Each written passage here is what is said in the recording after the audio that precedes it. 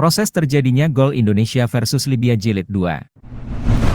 Cetak gol saat timnas Indonesia hadapi Libya, Yaakob Sayuri merendah.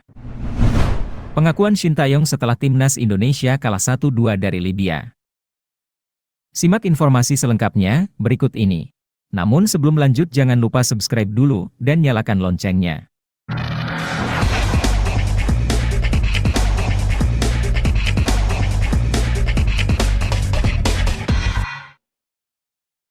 Proses terjadinya gol Indonesia versus Libya Jilid 2. Pada pertandingan ini, Libya memperoleh peluang pertama pada menit kedua melalui tendangan bebas. Ekrawa Ahmed yang menjadi eksekutor melepaskan tendangan keras yang mengarah ke sisi kanan gawang Hernando Ari.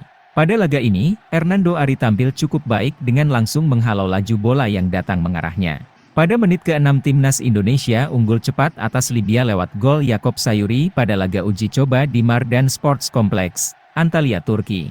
Pada Jumat 5 Januari 2024, timnas Indonesia berhasil unggul cepat ketika pertandingan baru berjalan 6 menit melalui gol yang dicetak oleh Yaakob Sayuri. Berdiri bebas di dalam kotak penalti Libya, sebuah tendangan keras dilepaskan oleh pemain PSM Makassar itu.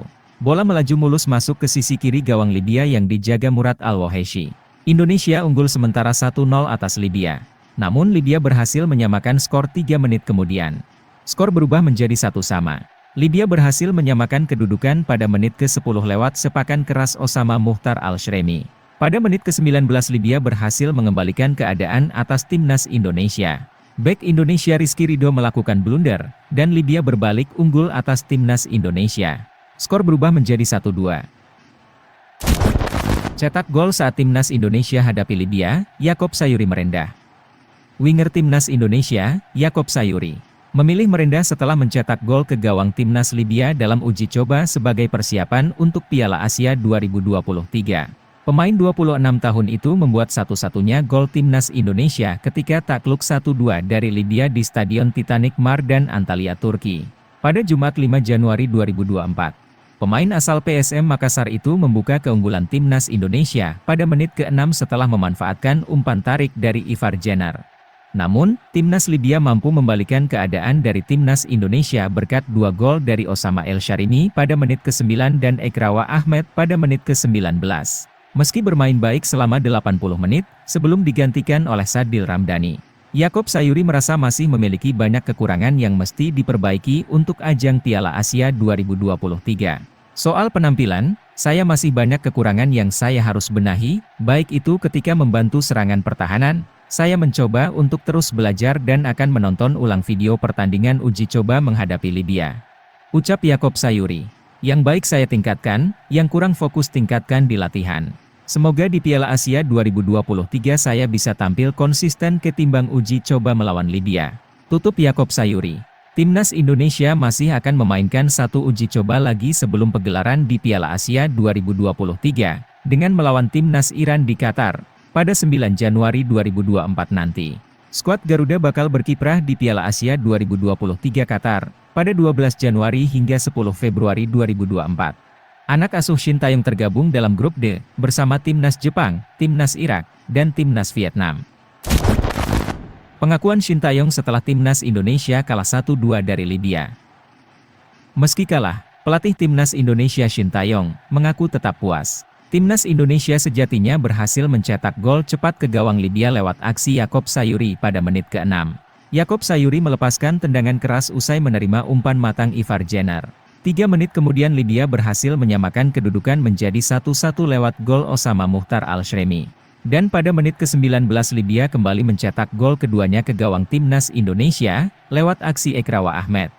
Timnas Indonesia sejatinya mempunyai banyak peluang untuk mencetak gol kedua ke gawang Libya.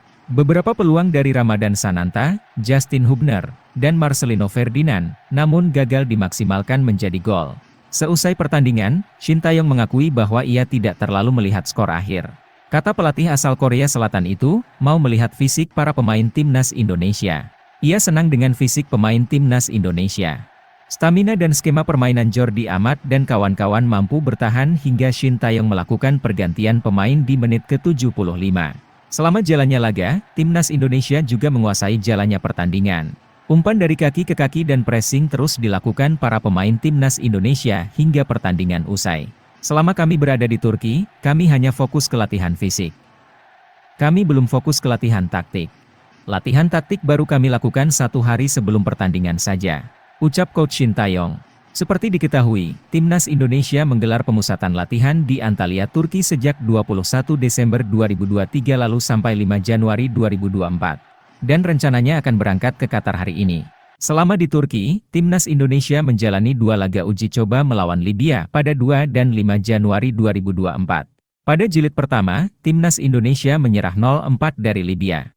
Sedangkan pada jilid kedua, pelatih Shin Taeyong langsung menerapkan formasi sebagai persiapan menghadapi Irak dalam laga pertama grup D Piala Asia 2023 di Ahmad bin Ali Stadium Al Rayyan pada Senin 15 Januari 2024. Selain Irak, Timnas Indonesia juga akan melawan Vietnam dan Jepang. Adapun Piala Asia 2023 digelar di Qatar pada 12 Januari sampai 10 Februari 2024. Pertandingan hari ini saya memakai formasi yang nanti kami akan siapkan untuk melawan Irak. Saya pikir mereka sudah bekerja keras hari ini. Di luar hasil, saya puas dengan performa para pemain, kata pelatih Shin Taeyong.